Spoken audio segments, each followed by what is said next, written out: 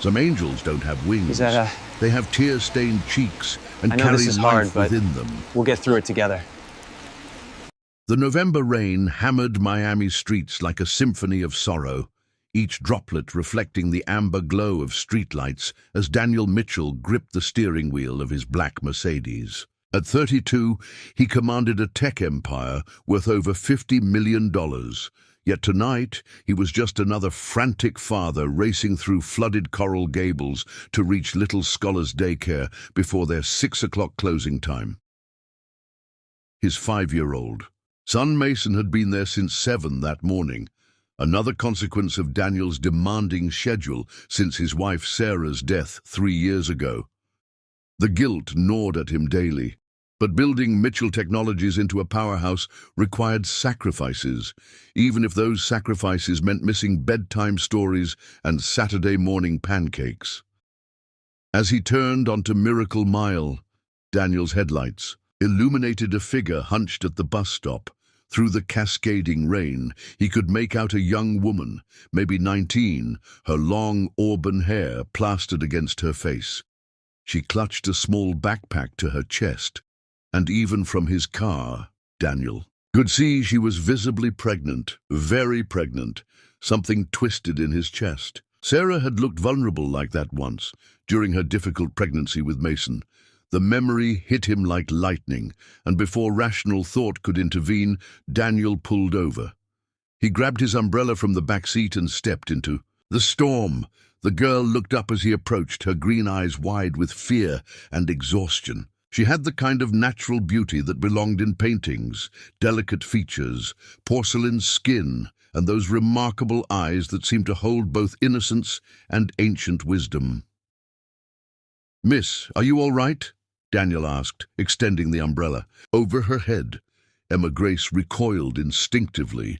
"Please, I don't have any money. I'm not bothering anyone." "I'm not asking for money," Daniel said gently, noting how her voice carried a soft southern accent, perhaps Georgia or Alabama. "I'm asking if you're okay. You're soaked through." "I'm fine," she lied, her teeth chattering audibly. Her thin jacket offered no protection against Miami's November chill, and her sneakers were completely waterlogged. "How long have you been sitting here?" Emma Grace hesitated, then whispered, "Since this morning." Daniel's heart clenched. "All day? In this weather?" Before she could answer, a small voice piped up from his car window. "Daddy, the angel lady is crying." Daniel turned to see Mason's concerned face pressed against the glass, his Batman backpack still strapped to his tiny shoulders. The 5-year-old had inherited his mother's empathetic heart and his father's determined spirit, a combination that often led to profound observations that startled adults. "Angel lady?" Daniel murmured, looking back at Emma Grace, who was indeed crying, silent tears mixing with raindrops on her cheeks. "Your son is very sweet," she managed, attempting a smile that broke Daniel's heart further. Mason had rolled down the window despite the rain. "Are you having a baby? My mommy had me, but she's in heaven now with Jesus." Emma Grace's expression softened completely. "Yes, sweetie, I'm having a baby."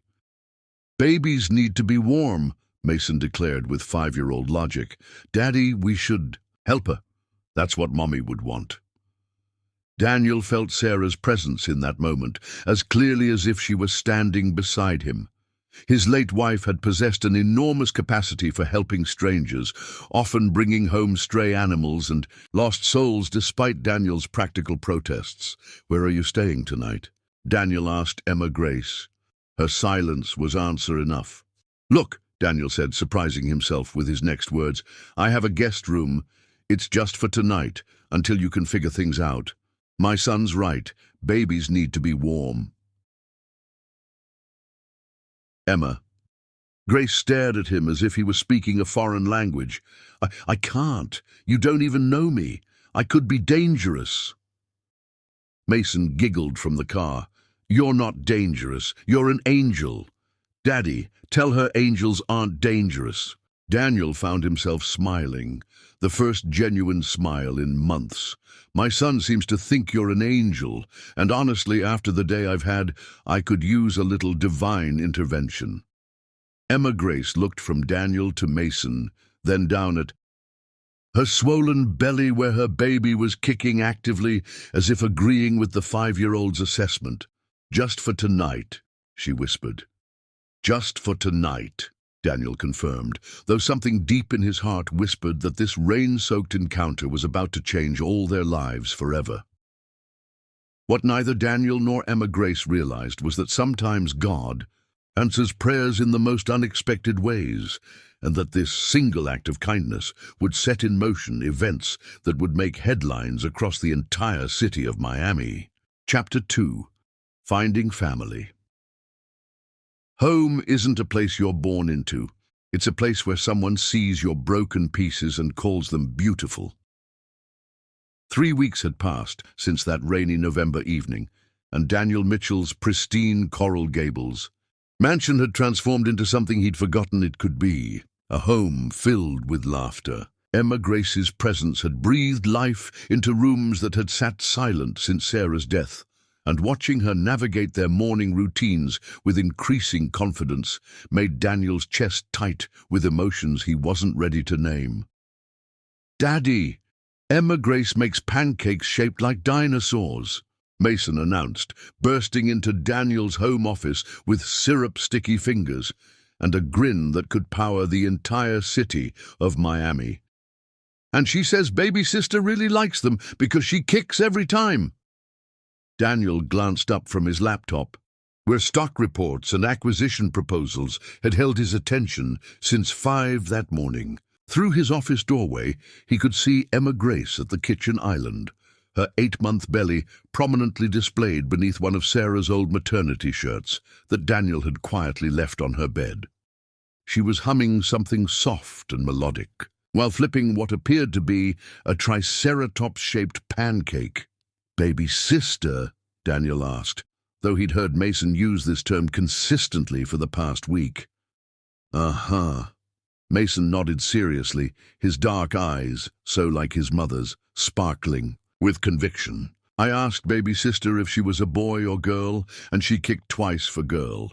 That means yes, so she's definitely a girl." Emma Grace appeared in the doorway, wiping her hands on a dish towel, her cheeks flushed from the heat of cooking. "I've told him we don't know for sure until the ultrasound next week, but he's convinced." "Mason's instincts are usually right," Daniel found himself saying, then wondered where that thought had come from. When had he started thinking of Emma Grace's baby as part of their family equation? Speaking of which, Emma Grace bit her lip nervously, a gesture Daniel had learned meant she was about to ask for something she considered an imposition. "Would it be okay if you both came to the appointment? I know it's during work hours, and I don't want to presume—" "We'll be there," Daniel interrupted, surprising them both. "Won't we, Mason?" "Yes," Mason shouted, then whispered conspiratorially to Emma Grace's belly. "Did you hear that, baby sister? Daddy and I are going to see you on the TV screen." The appointment had been magical. Dr. Patricia Hernandez, Emma Grace's obstetrician at Mercy Hospital, had smiled warmly at their unconventional family unit as Mason stood on a step stool, holding Emma Grace's hand while Daniel sat in the chair beside the examination table, his own hand somehow finding Emma Grace's other one. "Well, Mason," Dr. Hernandez had announced with theatrical flair, "it looks like your instincts were absolutely correct. You're going to have a baby sister." Mason had whooped so loudly that 3 nurses came running, and Emma Grace had cried happy tears while Daniel felt his heart expand in ways he'd thought impossible after Sarah's death. Now, 2 days later, Mason had appointed himself the baby's official protector and narrator. He read to Emma Grace's belly every night, performed elaborate puppet shows with his action figures, and had started a detailed list of important things baby sister needs to know that included gems like chocolate. "Milk is the best food group, and Daddy gives the best piggyback rides, but you have to wait until you're bigger." Emma Grace, Mason said one evening as they sat on the living room sofa, his small hand pressed against her belly while she helped him with kindergarten homework. When baby sister comes out, will you still live with us? Emma Grace's pen stilled over Mason's math worksheet, simple addition problems that Daniel suspected Mason could solve in his sleep. Well, sweetie, that's complicated. But you're family now, Mason said with the matter-of-fact tone that children used when stating universal truths. Families live together. Daniel, who had been pretending to read financial reports while actually eavesdropping from his favorite armchair, felt his breath catch. Emma Grace looked over at him helplessly, clearly struggling with how to explain temporary arrangements to a 5-year-old who had already lost one mother. Mason, Daniel said carefully, setting down his papers. Emma Grace came to stay with us temporarily, remember, until she could get back on her feet. But her feet are fine, Mason protested, looking genuinely confused. They're just swollen because of baby sister. You said so yesterday. Emma Grace laughed, despite the tears threatening at the corners of her eyes. Oh, sweetheart, that's not what Daddy meant. Then what did you mean? Mason turned to Daniel with the relentless curiosity of a child who sensed the adults were dancing around something important. Daniel looked at Emma Grace, really looked at her. She'd gained weight in the right places, her skin glowed with health, and for the first time since he'd found her at that bus stop, she looked genuinely happy. Mason adored her, and if Daniel was being honest with himself, so did he. Not just for what she'd brought to Mason's life, but for how she'd quietly healed parts of Daniel he hadn't realized were still broken. I meant, Daniel said slowly, his eyes never leaving Emma Grace's face, that sometimes the best temporary arrangements become permanent ones. Emma Grace's breath caught audibly, and Mason clapped his hands together with pure joy. But what none of them knew was that Emma Grace's past was about to collide with their present in a way that would test everything they'd built together and force them to decide if their makeshift family was strong enough to survive the storm that was coming. Chapter 3. New Life, New Love. Miracles don't always announce themselves with trumpets. Sometimes they whisper their arrival through the cry of a newborn and the tears of joy from those who waited. The contractions started at 3:17 on a Tuesday morning in December, exactly 4 weeks after Dr. Hernandez had confirmed that Mason's predictions about his baby sister were correct. Emma Grace woke in her guest bedroom, which had somehow transformed over the past 7 weeks into a space filled with pregnancy books, Mason's drawings taped to the walls, and Daniel's quiet acts of kindness like fresh flowers and prenatal vitamins left on her nightstand. Oh God, she gasped, as the pain ripped through her abdomen like lightning, immediately followed by the unmistakable sensation of her water breaking. At 37 weeks pregnant, baby sister had apparently decided that December 15th would be her debut date. Within minutes, Daniel appeared in her doorway wearing nothing but pajama pants and the kind of controlled panic that successful businessmen tried to hide during crisis situations. Emma Grace, I heard you call out. It's time, she managed between rapid breaths, gripping the bed frame as another contraction seized her. The baby's coming. Daniel's composure cracked visibly. Now. But we have 3 weeks left. Your hospital. Bag isn't even packed. The car seat isn't installed. I haven't finished reading the labor coaching book. Despite her pain, Emma Grace found herself laughing. Daniel, babies don't follow business schedules. Daddy? What's happening? Mason appeared beside Daniel, his dark hair sticking up at impossible angles, clutching his stuffed dinosaur Rex. At 5 years old, he possessed an uncanny ability to sense when the adults around him were stressed. Baby sister decided she wants to meet us today, Emma Grace explained, her voice strained but gentle. Mason's eyes widened with wonder rather than fear. Today? Really? Can I see her be born? Absolutely not, Daniel said immediately, then caught Emma Grace's amused expression. I mean, that's something we'll discuss later. Right now, we need to get to the hospital. The drive to Mercy Hospital became legendary in Mitchell family lore. Daniel, normally the picture of calm competence, forgot the route twice and ran 2 red lights while calling Dr. Hernandez. Mason, strapped into his booster seat, provided continuous commentary. Emma Grace, remember to breathe like we practiced. Baby sister, don't come out until we get to the hospital. Daddy, you're driving like Grandpa Charlie. I'm not driving like your grandfather, Daniel protested, taking a corner so sharply that his Mercedes's tires squealed.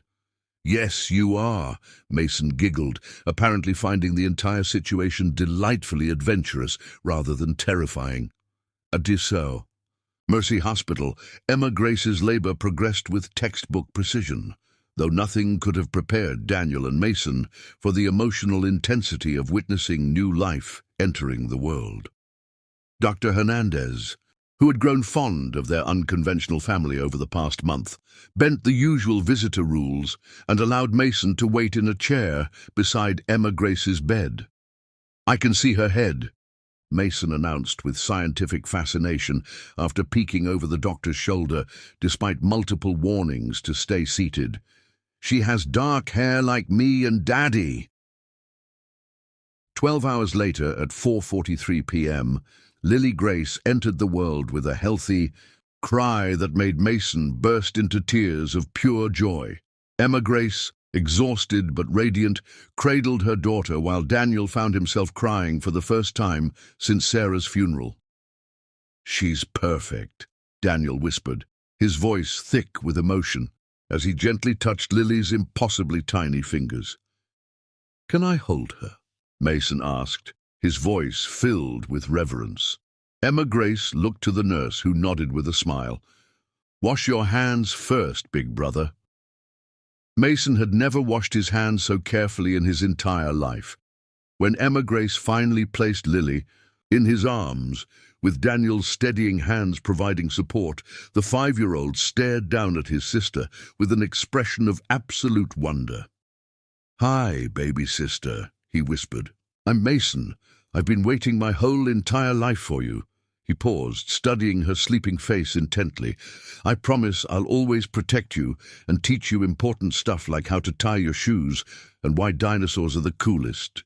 Then Mason looked up at Emma Grace with tears streaming down his cheeks, his expression suddenly serious beyond his years. Emma Grace, he said quietly, his voice carrying a weight that made both adults hold their breath. Will you please be my mommy now, for real and forever? Because Lily needs her mommy, but I need one too, and you're the best mommy in the whole world. Emma Grace's heart shattered and rebuilt itself in the space of a heartbeat. She looked at Daniel, who was staring at his son with a mixture of pride and overwhelming love. And will you let Lily be my real sister forever and ever? Mason continued, his logic impeccable in the way that only children could manage. Because I love her more than anything, and I love you more than anything, and that makes us a real family, right, Daddy? Daniel moved closer to the hospital bed, his hand finding Emma Grace's, as they both looked down at Mason, holding Lily with such tender care. If Emma Grace wants to be your mommy, Daniel said softly, his eyes never leaving Emma Grace's face, then yes, Mason. That would make us a real family. Nide, but what they didn't know was that across town, Emma Grace's abandoned past was about to resurface in a way that would test whether the love they'd found was strong enough to overcome the secrets she'd been too afraid to share. Chapter 4. The Proposal. Love doesn't ask permission. It simply finds a heart ready to receive it and makes itself at home. 6 months had painted Emma Grace's world in colors she'd never dreamed possible. The frightened 19-year-old who had shivered at that Miami bus stop in November had blossomed into a confident 20-year-old woman who woke each morning in the Coral Gables mansion that had become her sanctuary, her home, her everything. June in Miami arrived with its typical dramatic flair, scorching sunshine, afternoon thunderstorms, and humidity that could make even the most elegant socialite wilt. But Emma Grace thrived in the heat, chasing 6-year-old Mason around their backyard pool, while 6-month-old Lily gurgled happily from her bouncy seat in the shade, her dark eyes tracking every movement with the alert intelligence that made Daniel's chest swell with fatherly pride. "Mom, Emma, watch this!" Mason called from the diving board, his swimming skills having improved dramatically since Emma Grace had started giving him daily lessons. At 6, he had grown into his role as big brother with the seriousness of a secret service agent, constantly monitoring Lily's needs and reporting his findings to Emma Grace with military precision. "Careful, sweetheart," Emma Grace called back, one eye on Mason and another on Lily, who was attempting to grab her own toes with the determination of a tiny yoga master. Daniel stood at his office window, watching this scene unfold for the 3rd time this week. His company had gone public in March, making him worth over $100 million. But watching Emma Grace mother his children filled him with a wealth that no stock market could quantify. Today marked Emma Grace's 20th birthday, though she'd tried to downplay it at breakfast. Daniel had other plans that had required 3 weeks of secret coordination with a surprisingly cooperative Mason, who approached the mission with the enthusiasm of a 6-year-old entrusted with launching a rocket to Mars. "Daddy," Mason had whispered conspiratorially that morning while Emma Grace was feeding Lily, "did you remember the special ring? Not the candy one, the really sparkly one." Daniel had patted his pocket, feeling the velvet box that contained his grandmother's 3-carat, emerald-cut diamond ring, the one his mother had insisted he save for the woman who would complete your family.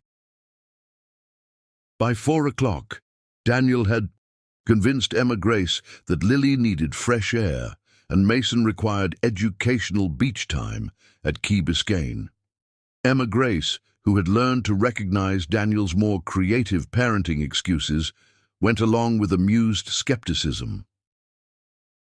Key Biscayne Beach stretched before them like a postcard, the Atlantic Ocean painting lazy waves against sand that sparkled like crushed diamonds. Daniel had arranged for their favorite spot to be prepared with a picnic blanket, a basket filled with Emma Grace's favorite foods, and Mason's crucial supplies hidden behind a nearby palm tree.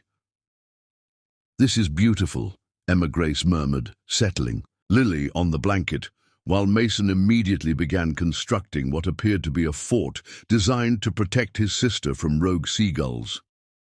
As the sun began its descent toward the horizon, painting the sky in shades of coral and gold, Mason suddenly stood up with theatrical importance.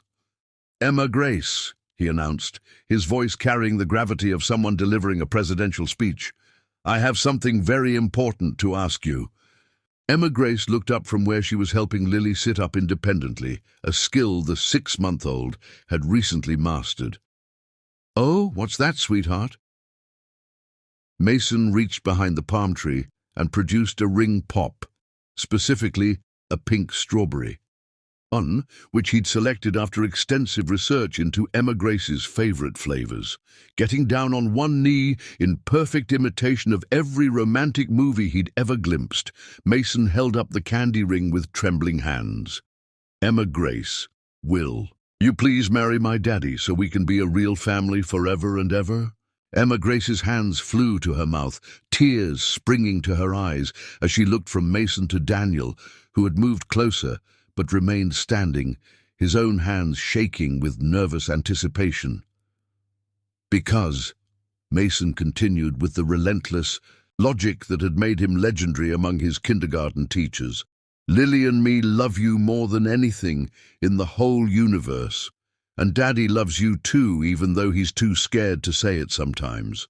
And if you marry us, then Lily will really, truly be my sister forever, and you'll really truly be my mom forever, and that's what families do. Daniel finally dropped to his own knee beside Mason, pulling out the velvet box with hands that trembled despite his attempts at composure. "What Mason is trying to say," Daniel said, his voice thick with emotion as he opened the box to reveal the stunning antique ring, is that you've given us everything we didn't know we were missing. You brought light back into our lives, Emma Grace. You made us whole again.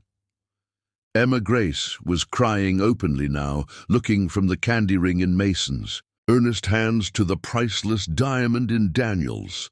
"We love you," Daniel continued, his voice strengthening with conviction. "Will you marry me? Will you be Mason's mother and Lily's mother and my wife? Will you make our family official?" But as Emma Grace opened her mouth to give the answer that would change their lives forever, none of them noticed the photographer, with the long-lens camera hidden in the dunes, capturing every moment of Miami's most eligible bachelor's surprise proposal, photos that would be splashed across tomorrow's headlines and bring Emma Grace's carefully buried past roaring back to life. Chapter 5. Full Circle. Sometimes the most beautiful love stories are written not in the stars, but in the choices we make when the whole world is watching. "Yes," Emma Grace whispered through tears of pure joy, her voice carrying across Key Biscayne Beach like a prayer answered. "Yes, Daniel, yes to everything." Mason whooped with such enthusiasm that nearby beachgoers turned to stare, while Lily clapped her tiny hands as if understanding that something momentous had just occurred. Daniel slipped his grandmother's ring onto Emma Grace's finger with hands that shook from emotion rather than nerves. And when their lips met in their first real kiss, 6 months of careful restraint and growing love exploded into something that made the Miami sunset seem pale by comparison. What they couldn't have anticipated was waking up the next morning to find their private moment splashed across the front page of the Miami Herald with the headline, "Tech Mogul's Cinderella Story. From bus stop to Biscayne proposal. Daddy, we're famous," Mason announced, bouncing on Daniel's bed while holding the newspaper up like a trophy. "Look, there's me giving Mom Emma the ring pop." Emma Grace sat up slowly, baby Lily contentedly nursing while she stared at the photograph that captured the exact moment Daniel had placed the ring on her finger. Her face went white as she read the accompanying article, which detailed Daniel's net worth, their fairy tale romance, and enough personal information to make her stomach churn with anxiety. "How did they know so much about us?" she asked quietly. Daniel took the paper, his jaw tightening as he scanned the article. "Someone's been digging, but Emma Grace, it doesn't matter. We have nothing to hide. Takasho." But Emma Grace did have something to hide, and by 10 that morning, it was trending on every social media platform in Florida. 200 miles north in Gainesville, Emma Grace's parents, Robert and Jennifer Walsh, sat in their modest living room watching Channel 7's coverage of Miami's most talked-about engagement. Jennifer's coffee mug trembled in her hands as she watched her daughter, the daughter they'd thrown out 18 months ago, laugh radiantly while Daniel Mitchell spun her around on the beach. "That's our Emma Grace," Robert whispered, his voice cracking with regret. "Our baby girl." "She looks so happy," Jennifer sobbed. "Look how that little boy loves her. Look how she's glowing." The news anchor's voice filled their living room. The 20-year-old bride-to-be has remained mysterious about her past, but sources confirm she was homeless and pregnant when the tech mogul found her. The couple plans to marry next month in what's being called Miami's social event of the decade. In Tampa, Tyler Brooks nearly choked on his beer as he recognized Emma Grace on the sports bar's television. The 21-year-old college dropout, who'd abandoned Emma Grace when she needed him most, now worked 2 minimum-wage jobs to support himself. while the woman he'd called a mistake was about to become one of the wealthiest women in Florida. "Holy shit," he muttered to his drinking buddy. "I know her. That's Emma Grace Walsh. We dated in college." "Bullshit, man. That's Daniel Mitchell's fiancée." Tyler stared at the screen, watching Emma Grace cradle her baby daughter while Mason performed what appeared to be an impromptu dance around them. "I'm the father of that baby," he said quietly, the lie slipping out before he could stop it, though they both knew 6-month-old Lily looked nothing like him and everything like Daniel. The wedding planning consumed the next 4 weeks like a beautiful hurricane. Daniel insisted on the Biltmore Hotel in Coral Gables, the same venue where his parents had married 35 years earlier. Emma Grace, who had never imagined having a wedding at all, found herself swept up in a whirlwind of dress fittings, flower selections, and guest lists that read like Miami's social register. But the most important moments happened in their quiet evenings at home. Mason had taken to sleeping in Emma Grace's room, claiming he needed to protect his girls, while Daniel worked late preparing for the wedding and a major business acquisition. Emma Grace would lie in bed with Lily sleeping in her arms, and Mason curled against her side, reading him stories about brave knights and beautiful princesses. "Mom, Emma," Mason said one night, his voice sleepy but serious. "After you marry Daddy, will you have more babies?" Emma Grace's cheeks flushed. "Would you like that?" "Yes, but only if they're as perfect as Lily, and only if you promise never to leave us." "I promise, sweetheart. I'm never leaving you." The nights when Daniel would join them were Emma Grace's favorites. He'd slip into the room after Mason fell asleep, and they'd talk in whispers while watching Lily dream, their hands entwined, their futures stretching out before them like an endless summer. "Are you nervous?" Daniel asked 3 nights before. The wedding, tracing patterns on Emma Grace's palm. "Terrified," she admitted. "All those people, all that attention. What if I'm not good enough for this life?" Daniel lifted her hand to his lips, pressing a gentle kiss to her engagement ring. "Emma Grace, you are the best thing that's ever happened to us. You're going to be a beautiful bride, an amazing wife, and you're already the most incredible mother I've ever seen." When he kissed her that night, really kissed her with months of restrained passion finally given permission to surface, Emma Grace understood why people wrote songs about love. His hands were reverent as they explored. Her face, her neck, the sensitive spot behind her ear that made her gasp softly. "I love you," Daniel whispered against her lips. "I love you so much it scares me." "I love you too," Emma Grace breathed back. "I love our family. I love our life. I love who I am when I'm with you." The wedding day dawned perfect, sunny and warm, with just enough breeze to keep Miami's humidity from being oppressive.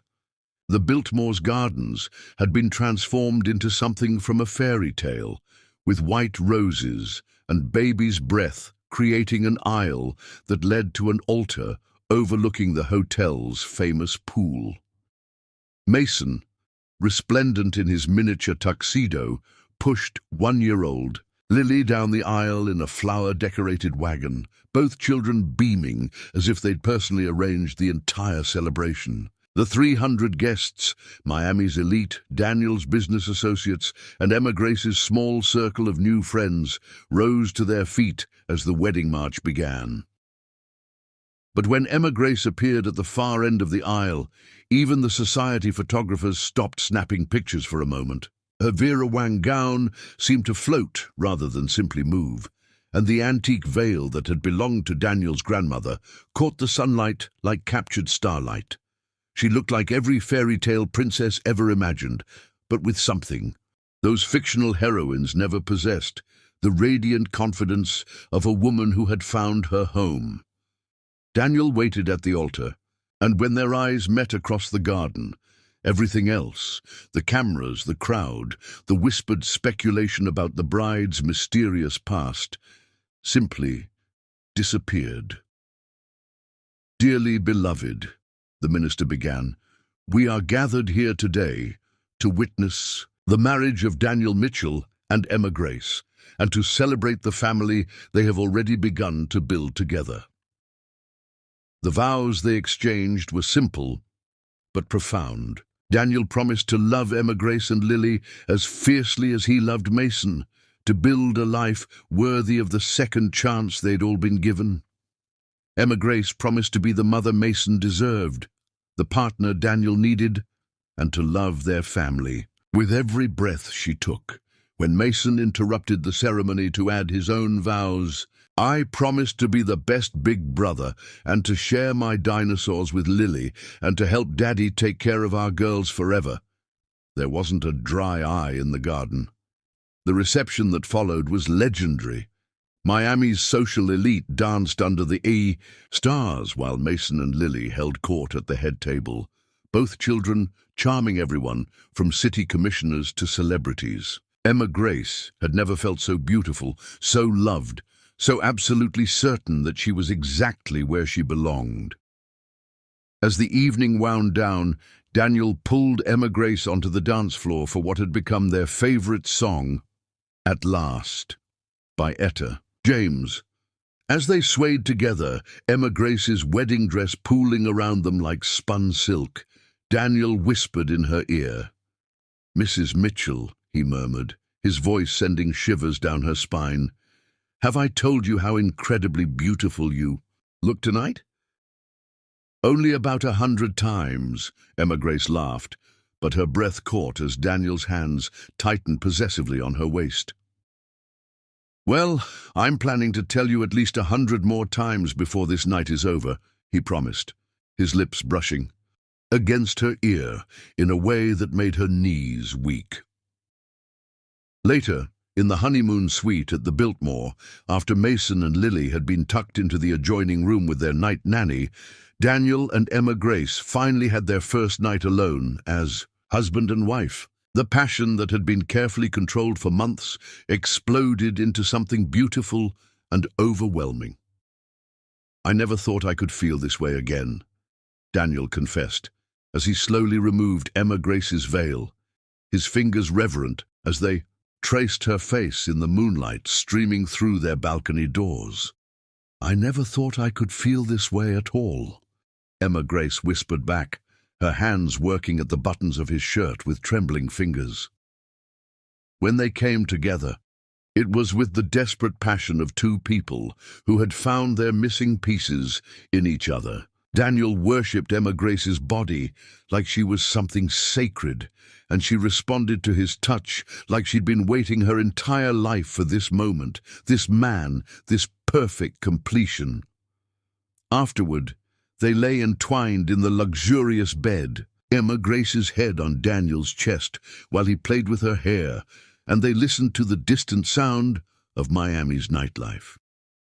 Do you ever think about what would have happened if you hadn't stopped that night? Emma Grace asked quietly. Daniel's arms tightened around her. Never, he said firmly. Because it was always going to be you, Emma Grace. You were always going to save us. I think we saved each other, she whispered, pressing a kiss to his chest. 3 months later, Emma Grace stood in their bedroom, staring at the positive pregnancy test in her hands, while Mason played with 18-month-old Lily in the backyard. Poole and Daniel worked in his office downstairs. Surprise, she whispered to herself, then smiled so broadly her cheeks hurt. When she told Daniel that evening, after Mason and Lily were asleep, he lifted her into his arms and spun her around the kitchen while she laughed with pure joy. Mason's going to be over the moon, Daniel said, setting her down and immediately placing his hands on her still flat stomach. He's been asking for more siblings. Are you happy? Emma Grace asked, suddenly uncertain. Daniel cupped her face in his hands, his eyes shining with love and wonder. Emma Grace, you've given me everything I never knew I wanted. You, Mason, Lily, and now this, our baby. I've never been happier in my entire life. 5 years later, the Mitchell family had grown to include twins, Michael and Madison, making their Coral Gables mansion ring with the laughter of 4 children who adored each other and the parents who had taught them that family wasn't about blood, but about love and choice. Mason, now 11, was still fiercely protective of his siblings, especially 6-year-old Lily, 4-year-old Michael, and 4-year-old Madison. He was also the star of his middle school's debate team, using the same logical arguments that had once convinced a scared pregnant teenager to become his mother. Emma Grace had graduated summa cum laude from the University of Miami with a degree in social work and had started the Second Chances Foundation, a non-profit that helped pregnant teenagers find housing, education, and support. Daniel remained her biggest supporter, using his business connections to fund the foundation and expand its reach across Florida. And somewhere in Gainesville, Robert and Jennifer watched their daughter's foundation being featured on the evening news, finally understanding that the choice they'd made in anger and fear had cost them the chance to know the incredible woman their daughter had become, and the grandchildren who would never know them. In Tampa, Tyler continued his cycle of dead-end jobs and failed relationships, occasionally seeing Emma Grace's picture in the society pages and wondering what his life might have been like if he'd been brave enough to stay. But none of that mattered anymore, because Emma Grace Mitchell, mother of 4, wife to Miami's most devoted family man, and founder of an organization that had already helped over 1,000 young women, had found her happily ever after, not in the fairy tale perfect life she'd never dared to dream, but in the simple, profound truth that love multiplies when it's shared freely. And as she tucked her children into bed each night and felt Daniel's arms around her as they watched their family sleep, Emma Grace knew that sometimes angels really do appear at bus stops, not to save others, but to be saved themselves, and to discover that the greatest love stories begin not with once upon a time, but with a simple act of kindness that changes everything.